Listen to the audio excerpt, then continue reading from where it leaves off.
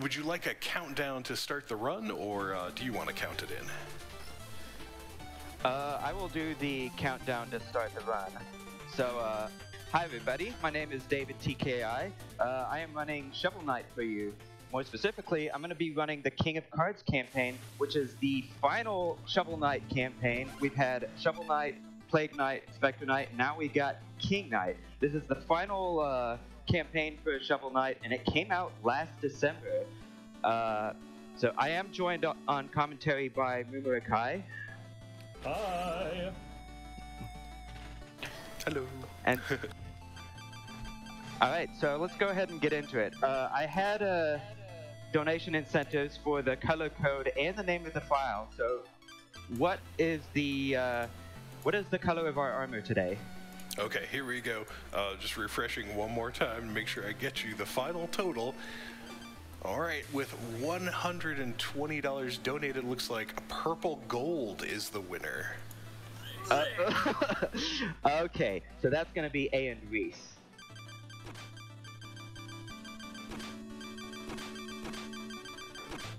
I can't believe we're not picking pink, so I can claim this as my Wait, run that's and not submit it right. to the leaderboards later. I misspelled it. Let's try that again. I before E. That's my mistake. That's not how cheat codes work.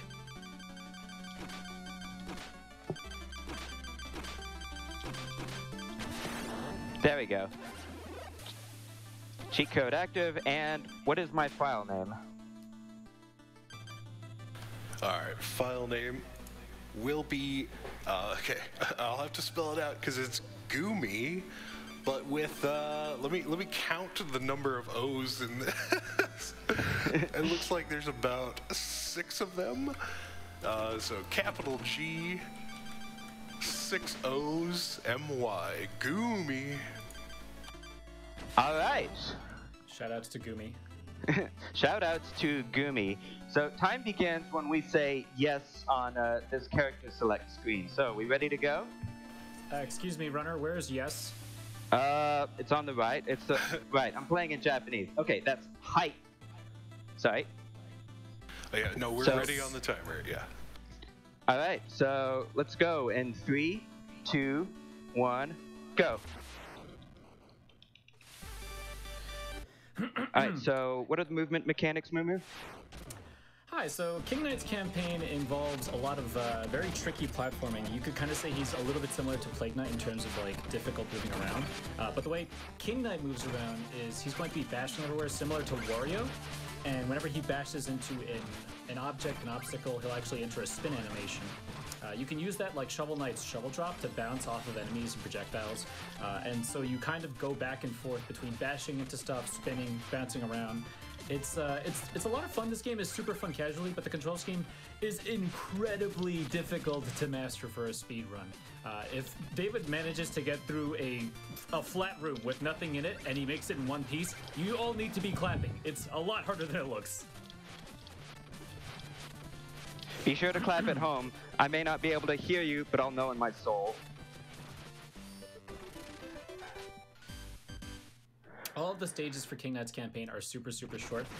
Unlike the more Mega Man style approach that they had for the first 3 campaigns, King Knight is more akin to Donkey Kong Country or Super Mario World, and every level is basically going to have a gimmick in it. And in the first stage, it was just a tutorial-ish stage. In the second stage, the gimmick is actually going to stick around with us. It's these mossy textures on the walls. Basically, whenever you see a slightly different texture and it's covering up a wall, it's to indicate that you can't activate your spin by bashing into it. It's a design element to try and make you think more creatively about how to get from one room to the next. Sometimes you see King Knight tucking into a roll, and that's done by attacking twice. And when you do so, you no longer get your spin after bouncing, but it also goes straight through anything that has 1 hit worth of health. So the run uses it quite a lot to try and get through obstacles without having to deal with these extra animations.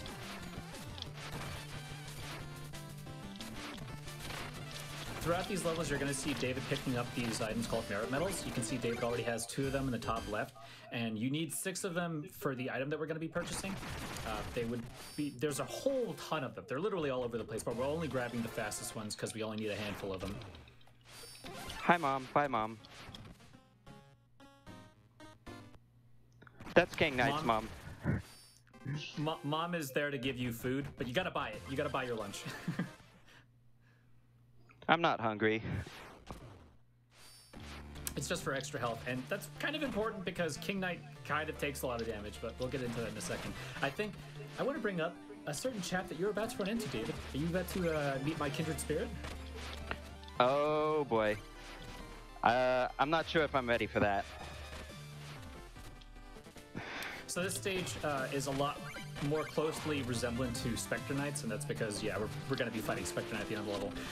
The trouble with Spectre Knight is that Yacht Club kind of got into this habit of making boss fights that are like player characters. And for Shovel Knight and Plague Knight, that was Black Knight. In Plague Knight's campaign, they introduced Shovel Knight as a fightable boss in that stage. And they sort of kept the same concept going here. So we're going to be fighting Spectre Knight, but instead of him being like his original boss form, we're going to be fighting him like he's a player. He's going to have iframes, he's going to be doing all kinds of random crazy things using the power-ups that he gets in his campaign. And in general, that's going to make life absolutely abysmal for David, because we can't tell what's going to happen.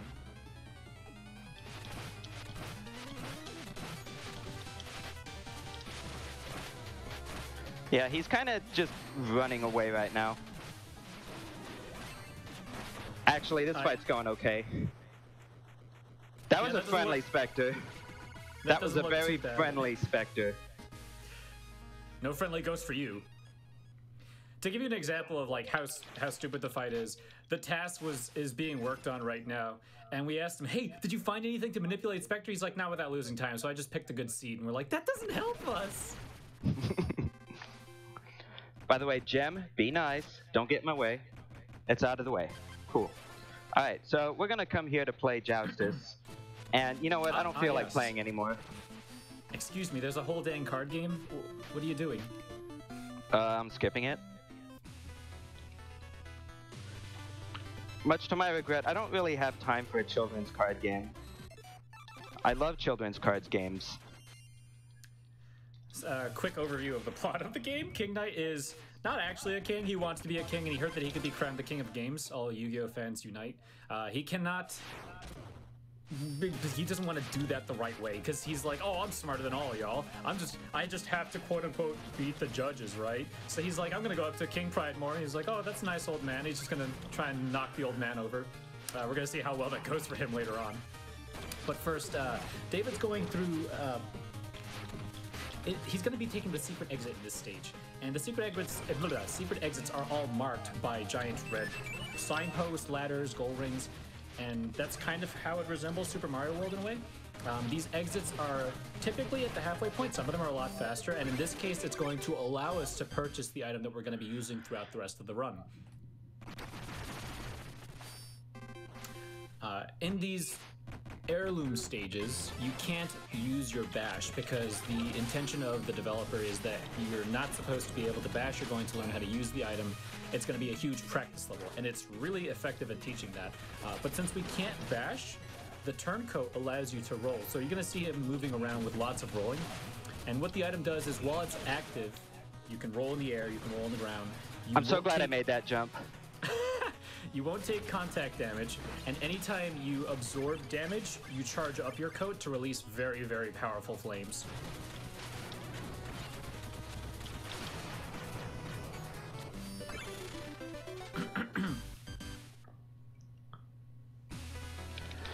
Yeah, by the way, every time we go up to this airship, it's faster to quit back to the main menu and start your file again than it is to leave the ship.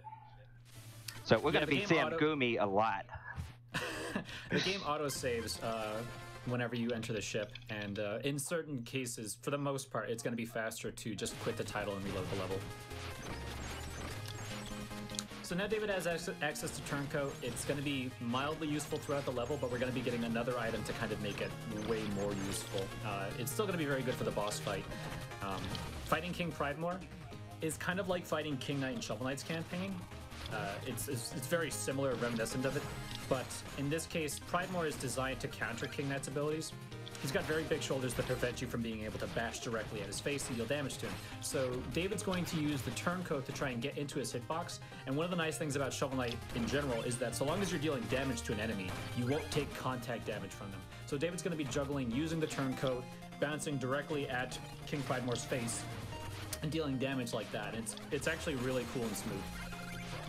If I get it. Yeah, fighting as King Knight is not easy. Moving around as him is already really difficult, but because bashing constantly puts you in a state where you either spin or bonk, you need to be very careful when you're fighting something.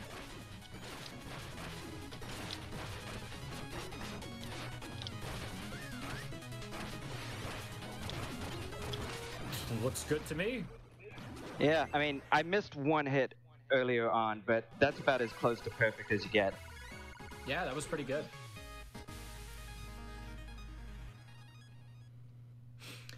So yeah, King Pridemore did not take kindly to the joke of, I just have to beat you, right? And so he put on his big boy gauntlets and tried to smack him down. King Knight did actually pretty good here. And so King Knight's going to keep up with this idea of fighting the Justice Judges literally instead of in the card game. And beating King Pridemore is actually pretty cool because he now is an armor vendor for King Knight. So David's going to be picking up the Battery Brigandine. And this lets you have a chargeable bash attack. It lets you go much further. It will destroy stone blocks in one hit, which normally you have to hit twice. It also lets you bash up or down in the air, which is really, really useful, specifically because you get a lot more height out of it, but it would normally be hampered by this thing where the Battery Brigandine stops you after a certain distance. You can't tuck into a roll like you would on normal bashes. But because we have the turncoat, this is definitely not an intended interaction.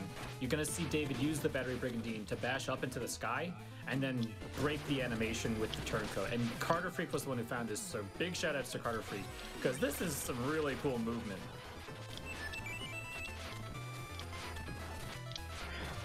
Yeah, I honestly feel like World 2 is the part where the run really starts to take off and get fun. I'm just watching you move through all the rooms. I'm just like, oh my god, he didn't bonk and die. He made the jump. He didn't fall to his death. There's so many little things. It's gonna be really, really subtle, unless if you play and run the game, like you don't know how close he is coming to death. Yeah. So you're gonna go for the quick cycles in this level, right? No. Yeah, the task found some very cheeky little near-death experiences. The last room in this level is actually particularly terrifying, even for just a standard runner. We're going to be chased by this enemy called the Lunkaroth. We all call her Bertha. And she give a big smooch. You don't want to get smooched by Bertha. And it's very easy, like I said, to bonk into anything. So David has to be very careful while navigating through the last room.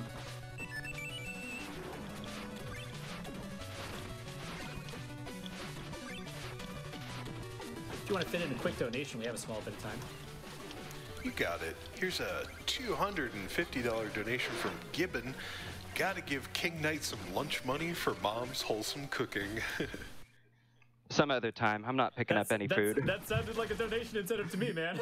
You're gonna get some pie later. I'm gonna save it.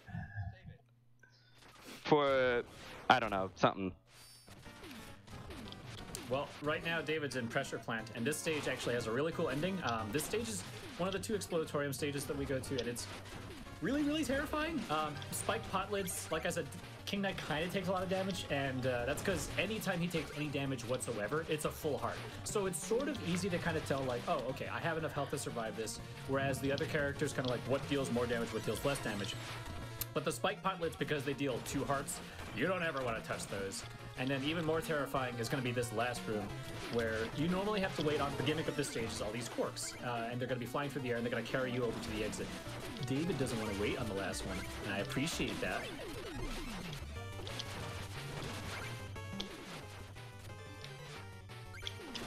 Boom. I'm so glad I got that. Yeah, normally you ride that cork as it goes back. Instead, I landed on it as it was coming out.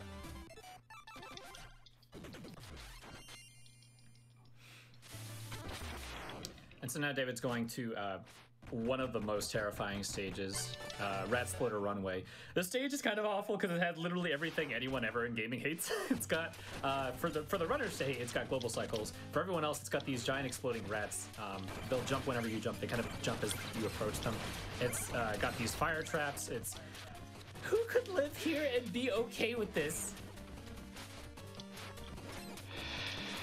I actually messed up my movement there a little bit. So this is a stage that's great when it goes fine, but when it doesn't, then you get really scared. I can't believe I went for that fire cycle.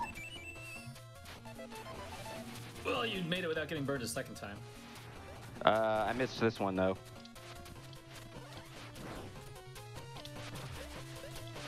Oh, that's not good.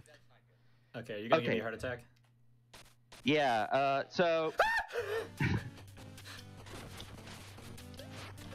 yeah, so that's one of the things that can go wrong with King Knight. If you're doing a roll and then you bonk something that you didn't intend to, then, well, you might just go plummeting to your death. Okay, so this is why I said that King Knight has one of the most difficult control schemes. He is easily the most punishing character to do runs of. His stages being super short mean that there's only one checkpoint in basically every stage. Only boss stages even have two at times. And any death, if you were to explode the moment you touch the checkpoint, you might lose 5 seconds, but no, these send you all the way back to the beginning. And a lot of the checkpoints are out of the way, so we're not gonna get them.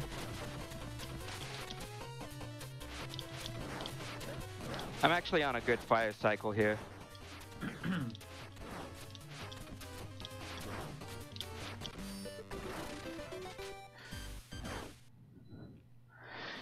Yeah, so that's Rat Sploder Runway. It's a run killer. Can be. Thankfully, we're getting to spend quite a bit of time in the next level because shoutouts to the art and music team for this game. King of Cards is visually incredible, and the soundtrack is such a banger. This is The Buzz at the Grotto by Jake Kaufman. This song is super awesome, and we're here because we're going to be fighting the Travel King, who does not take kindly to King Knight completely disrespecting the glory that is a trout and apple combined. So are you going to go for boat skip? No. So among other things that Carter found, this run back in its early days was like, oh, cool. So there's this giant boat, and I used to run the Swiftness Scepter route where we could just literally skip having to ride this boat. And Carter was like, where we going? We don't need no boats. And he did the same thing, but with the turncoat. It's absolutely a nightmare. And we have an autoscroller, so you have time to fit in a couple donations. Yeah, all right. Let's start off with Ustra Hazu with a $5 donation. Hey, David, good luck on your run from the Quest for Glory speedrun community. Why, thank you. Also have $100 here from Anonymous saying, let's get that Celeste run. Yeah, a lot of support for the Celeste bonus game in the donation comments. Thank you all. $50 here from Tag. Thanks for doing this, GDQ and runners. I always enjoy GDQ events, and this helps alleviate some of the stress we're all feeling right now. All right, Tropical King, here we go. All right, so if David does this right, this fight's going to be done in like a split second because the turncoat actually, when the level 3 flame hits, it's a heart and a half. David's going to throw off 3 of them, and they all hit twice, so he's going to leave Tropical King with just 1 heart left.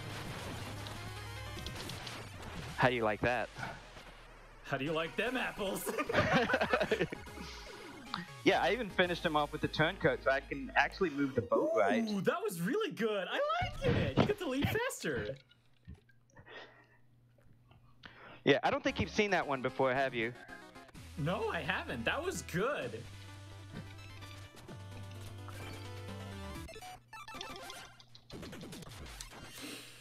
So yeah, turncoat is like pretty okay at dealing damage. It's certainly most effective on the Tropical King, but King Knight's basic fighting really needs some kind of help. So picking up the turncoat saves a bunch of time, cuts out a level in the first world, and it's just really, really capable for movement and combat. How'd that first room go, by the way? Perfect. You could easily get crushed there, you know, no big deal. This is Torque with Torge, and welcome to World 3.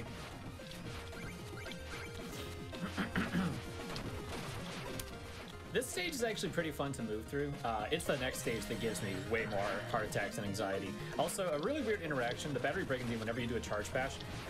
If you hit the side of the torques, for some reason it works anyway. I don't understand why hitting the side of it makes it retract, but okay.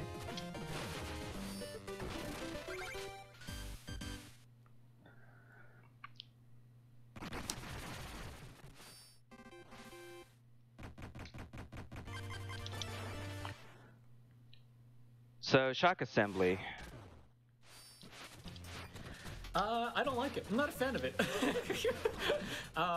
Yeah, this stage is really awful because the gimmick for this stage is that there are these like shock panels that whenever you step on them, they shoot out a little lightning bolt.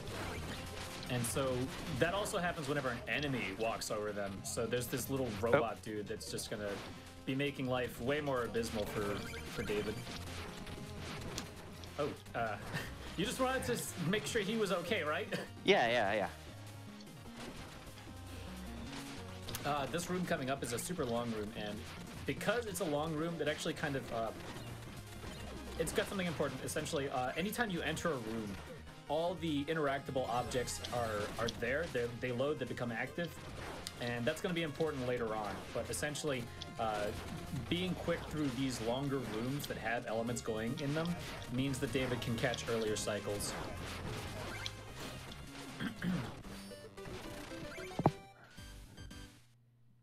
Yeah, that's what I like to see. Nice big boy strats at the end. Yeah, so Cyclone Sierra is coming up next, and that's a doozy of a stage. So what's happening in Cyclone Sierra? Oh boy, everyone loves this. Everyone who's a viewer loves this. The runners are like, not so good. So essentially, the gimmick for Cyclone Sierra is that there are these cyclones, they're all going to be colored, and whenever you enter one of a certain color, you come out of another one of the same color. And like I was mentioning, whenever you enter a room, everything is loaded already. The last room in this stage is an auto-scroller, but everything interactable is there. The ladders, the platforms, the enemies are kind of there, but it's a special case. So specifically, the cyclones and the goal ring are there, and the goal ring is interactable. So David's going to be doing this last auto-scroller completely blind. And so yeah, I'm here now, so quiet.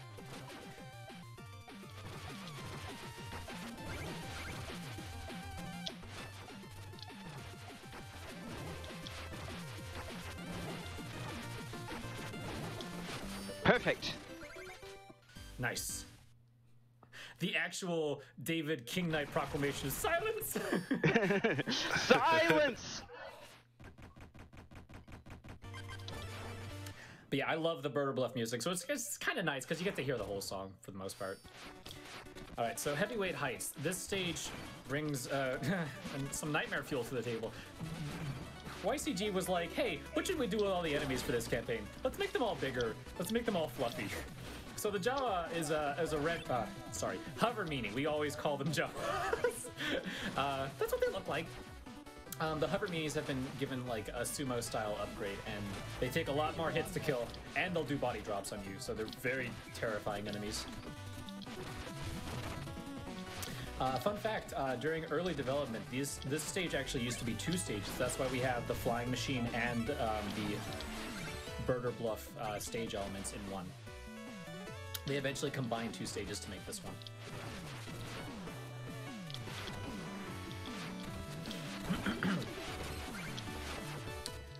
Oh boy, David, are you ready for the second spookening? I don't know if I'm ready for this. All right, so one of the worst things is coming up. So what am I trying to do? So Spectre Knight comes back, and this time, when he hits 4 full hearts of health left, he's gonna try and turn into his boss form.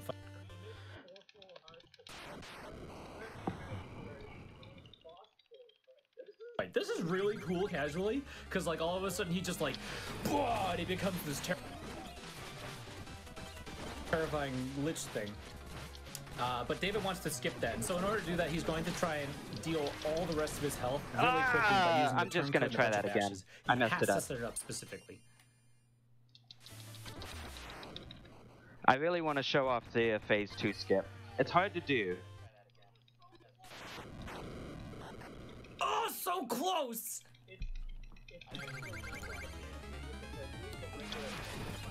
It's actually... Oh, that's not good. Okay, let's just one more try. I'm going too fast there.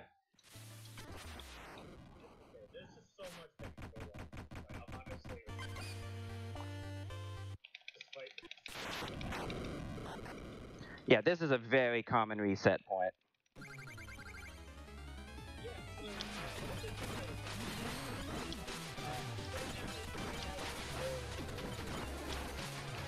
So for the other characters, they have like sub 50, sub 45. We call them apprentice roles. Yo, nice. Woo, nice. Oh, got it. For King Knight, it's sub 40 to get the apprentice role, and the champion Third time's role the charm. is 33, sub 33. So if you get sub 33, we're like, hey, you did really good. That's a huge difference there, because you can easily lose a ton of time when playing this campaign.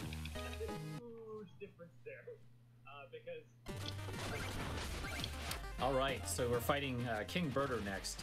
King Birder is a really terrifying fight. It's there's so much going on. You have lasers and moving blocks, and everything is designed to make you cry. Luckily, although it seems random, it's actually basically entirely manipulable, which is great for us. We've eventually found this setup that deals a ton of damage. King Knight's normally not so great at fighting, but if you have something up against the ceiling, King Knight actually almost deals as much damage as Shovel Knight, which is fantastic. So we're going to try and do this thing where Turncoat levels up off of King Birder on the left side. David's going to wait a little bit and then force King Birder to move to the right side, where he's going to try and pin him up against the ceiling. And then from there, he kind of has to make it up as he goes. It's a lot harder to stay on top of Birder once things in the room start moving around.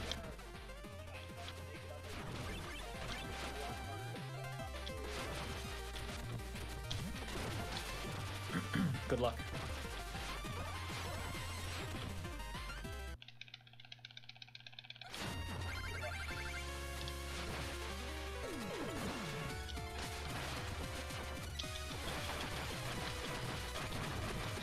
Yeah, nice.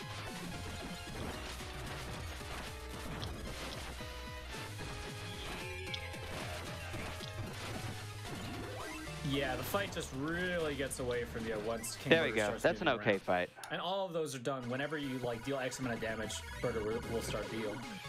So we have a cutscene. We have a little bit of time before World 4 starts to kick off. You got time for another donation.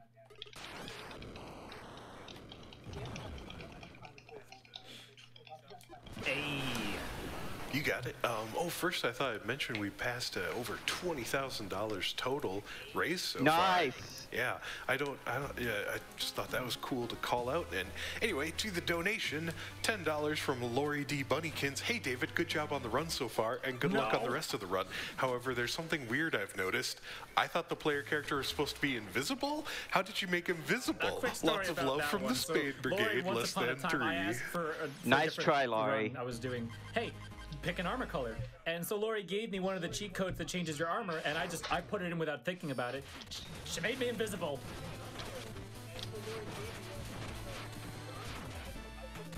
I did the run. I didn't care.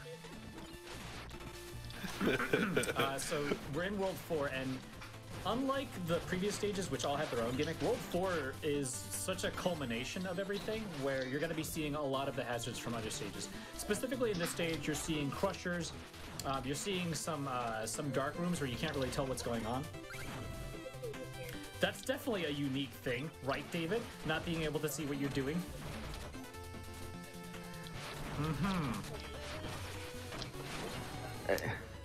Right, so Never done that David's before. unfortunately on the wrong team at the end of this level.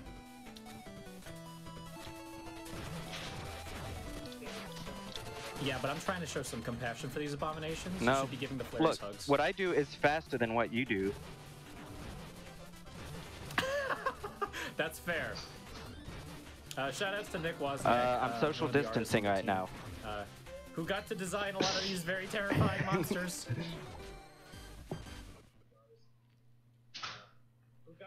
Oh.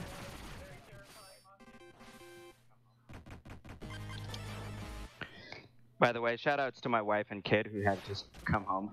Support Dad. All right, so Lava Well. This is one of the most feared stages by a lot of runners, but once you start to get into it, it's a super fun stage. This stage... Uh-oh. I didn't like that gasp. Why would you do that? I'm fine. I was too low. Make sure you grab it and not just like wave I mean, at I'm this definitely guy. gonna grab this checkpoint for safety now.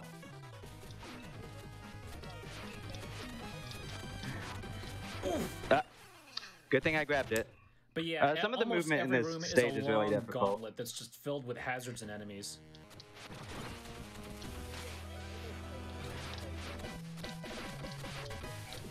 Second try, first time, every time. There we go. This last room has another Second one try of those every awful time. red drakes chasing you from start to finish, but it's also got the ice mechanic that comes from the Polar Night stages we never visited.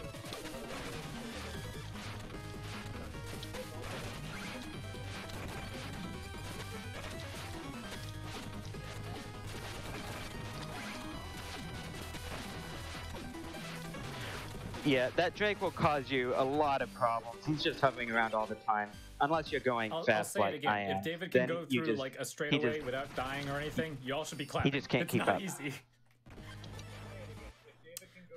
I wonder what the gimmick of Warp Wrap Keep is. Oh yeah, also Turncoat lets you stand on spikes. That's definitely a thing that we haven't seen before, but you know, it's definitely the first thing that comes to mind is just making sure that you're standing on your coat when you're standing on spikes.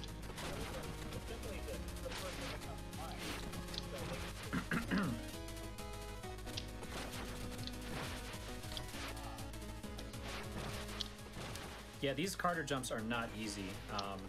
They kind of look like I can try Celeste, it one more wall time. hypers. So how's that Celeste incentive looking?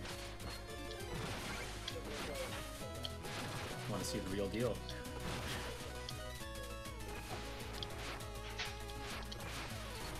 Oh, it's yeah, we're doing pretty well here. I'll refresh it and get you the latest number here. We're over halfway there. Yep, King Knight clearly nearly a fan raised of the $11,000 Celeste wall hypers, out of so yeah, 20,000 to please, see that bonus if you game. can, you know, let's make it happen. Oh, I see you got the checkpoint. Are we gonna see some swag? Technically, no, we won't see it even if you do it. I don't know, are we?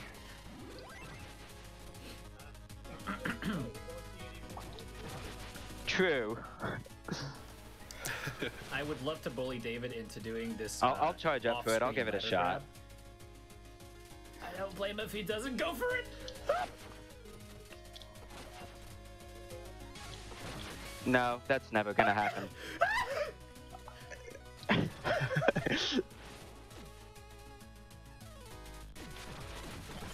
Yeah, I actually tried to do the swag and somehow recovered from it. Because I failed. I appreciate you not dying. Yeah. Sorry, we've got a little bit of time before the end of the stage. You can fit in another donation. Okay, excellent. Yeah, certainly have plenty.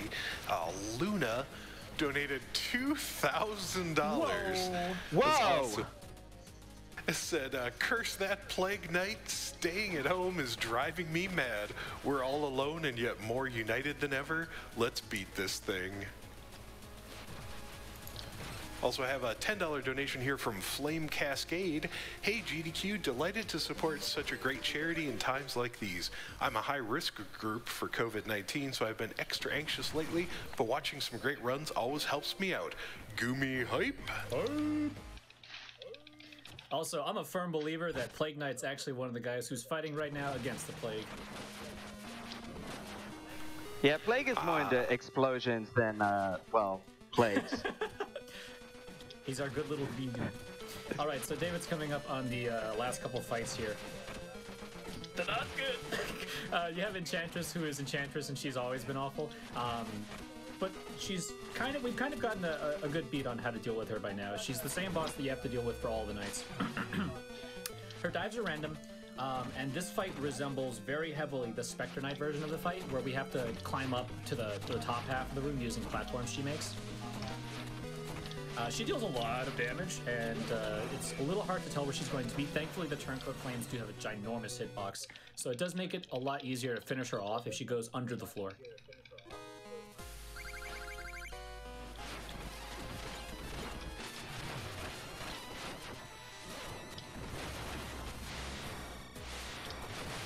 Yeah, I got a bad pattern there. But this pattern's gonna be okay. No, I messed it. Anyway, she'll just die when she goes under there. Yeah, David's saving enough vigor to make sure that he can hit her. Good stuff. And then for the last fight, it's a two-phase fight with the Grand Triumvirate. And in the first phase, none of your weapons really deal damage to this guy. In the second phase, we kind of have like an Onyx style from like Link Oracle of Seasons. Or Zelda Oracle of Seasons. If anyone knows, really quickly, maybe post it in chat. So how do we real deal quick, damage to this guy? where should I hit this guy? Anyone, any ideas? We're trying to look for a weak spot on this first thing.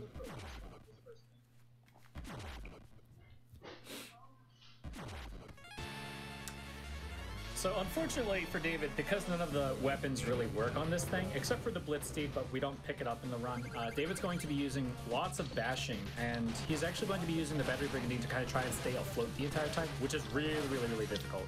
The timing for this is not comfortable. Yeah, I just lost it there.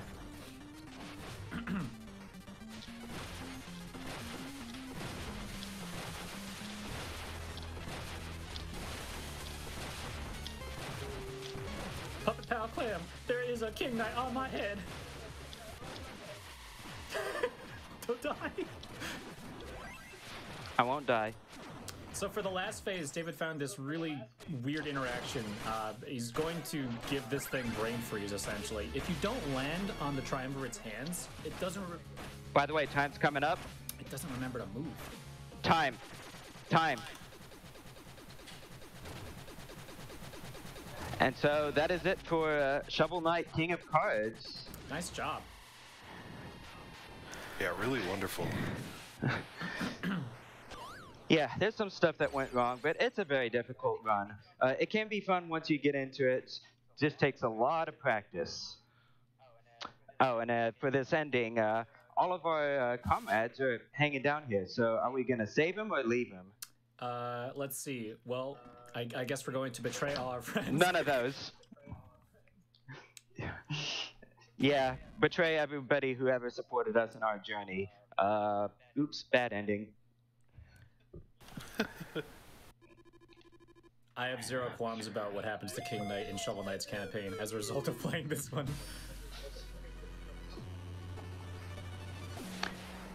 Alright, so Moo, do you have any shoutouts that you want to do before I do mine? I just wanted to quickly bring up, I guess, the speedrunning community for this game is we're all in it together, all 4 nights. If you ever want to stop by, you know, and yeah, there's lots of guides, lots of videos, lots of people who are willing to answer questions for any and all of that. But do you have anything more important? Because I know that there are more important things to talk about.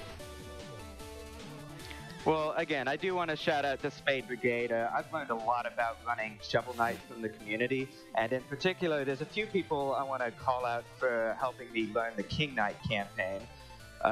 For the Any Percent campaign, I learned a lot from Spleeninator's old world record and from watching you, Moo. But before I ran Any Percent, I ran Low Percent, and in Low Percent, I learned a lot from Explode Your Ear, Magic Madman, and West Beatrice. Apart from that, I also want to give a shout out to No Reset Marathon, because the first time I ever did an on-site Shovel Knight run was for one of their events, and I think it really helped me with some of this stuff. Anyways, the coronavirus is out there. It's kind of awful, but stay safe, everyone, because for better or worse, we're making history. We'll make it through this. Oh, but real quick, this ending? Yes, the ending that he deserves. All right, and that's it.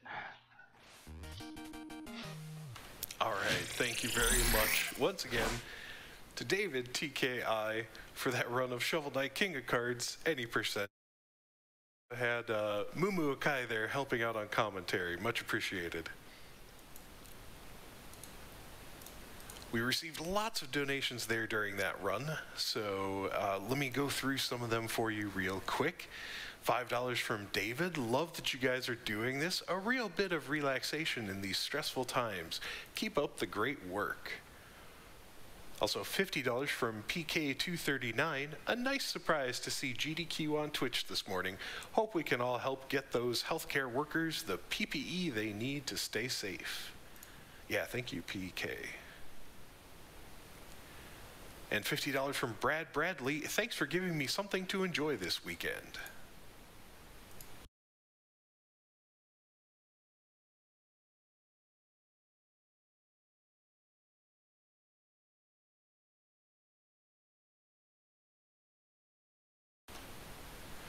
You're watching Corona Relief Done Quick here at twitch.tv/gamesdonequick. We're raising money for Direct Relief, who helps provide personal protective equipment or PPE to healthcare workers. And we'll be raising money while showing off some of your favorite speedruns all weekend long. Coming up next, we have Sonic Mania. The category will be a Sonic and Tails Good Ending run, and that's by Argic. We're getting that set up right now. After that, we'll have Halo Combat Evolved, a legendary run by Kronos R. And then we'll have Kirby Star Allies, guest star Mage Sisters by Lori D. Bunnykins. So keep it tuned here all night, all weekend, however long you want. We're staying in, keeping cozy, keeping distanced, keeping safe, and trying to entertain you. So feel free to go over to the website and donate if you appreciate what we're doing and want to help out a good cause. That'd be great. I'm just going to keep reading some of your donations here while we set up for the next run.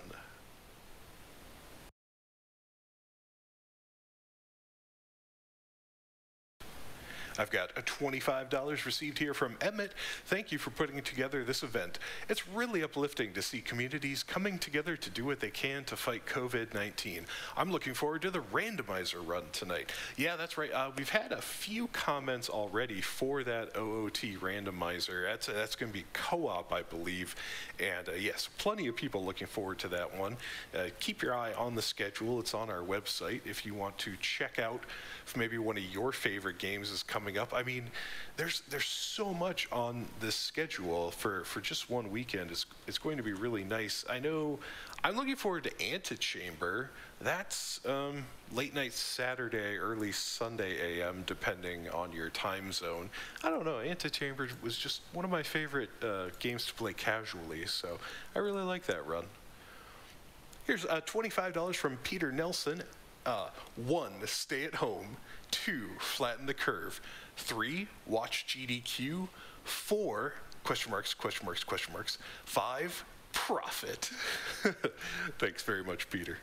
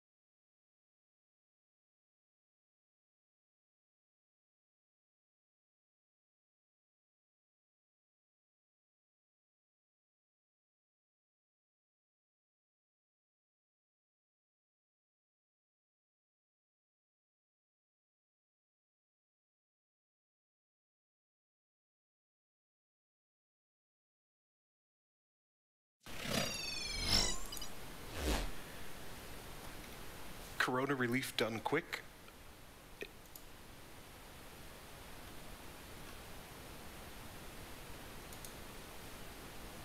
Corona Relief Done Quick is benefiting the Direct Relief charity. Direct Relief's COVID-19 coronavirus efforts are focused on the personal protective equipment, masks, gowns, gloves, etc., that are most needed across the world. In addition to providing PPE, Direct Relief is supporting U.S. community clinics and health centers with chronic disease medications to make sure the people living with these conditions do not go into acute crisis as a result of the surge of people needing medical care due to COVID-19. Direct Relief is ramping up efforts to provide the prescription medications and medical resources needed for the most severe cases that require hospitalization and ICU care. You can learn more about Direct Relief's ongoing efforts related to COVID-19 at directrelief.org.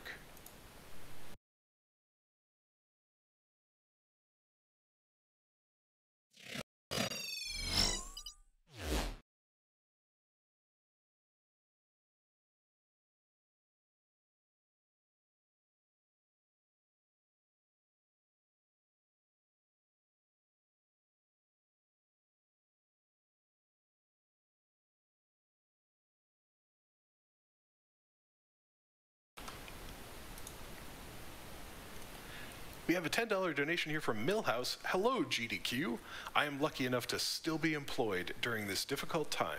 And while I wish I could donate more, I know this $10 will do some good. Keep up the great runs, and let's see some Shovel Knight.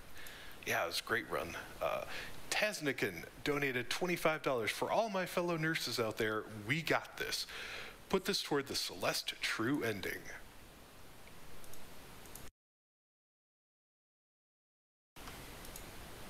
And we are making headway on that bonus game incentive. We're over $11,000 raised out of $20,000 total we're looking to make for the Celeste True Ending bonus game run.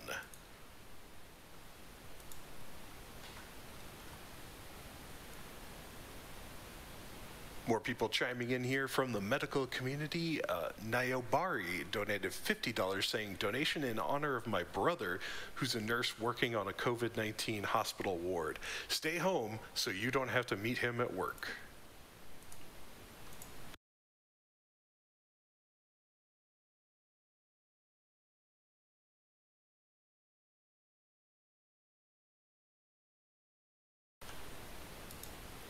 $20 here from Seeker. Y'all rock. Thanks for keeping the lights and masks on. Thank you, Seeker. And $100 here, donated from Shorty. Shorty says, we love watching GDQ as a family. Thanks to all of the runners and organizers for putting on this great event. Excited for the Shovel Knight run. Hand washing hype. Thank you, Shorty. I don't believe I've ever read hype for hand washing before, so that's great.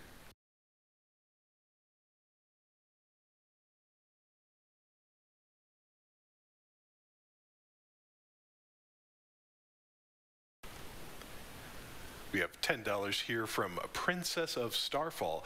Big thank you to all the runners and folks behind the scenes making this happen for a much-needed cause. Hope it makes people stay the heck at home and watch. Shout out to my husband Matt, watching this with me and listening to me complain while trying to terraform my Animal Crossing island. Also have an anonymous donation here with no comment, but they gave $500, and I just wanted to acknowledge the generosity. Thank you for helping out the cause so much.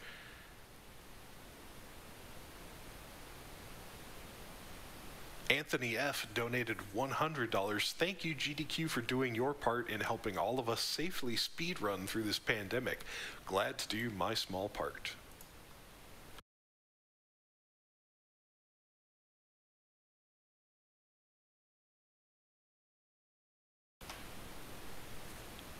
And CRDQ will continue momentarily after an ad from Twitch.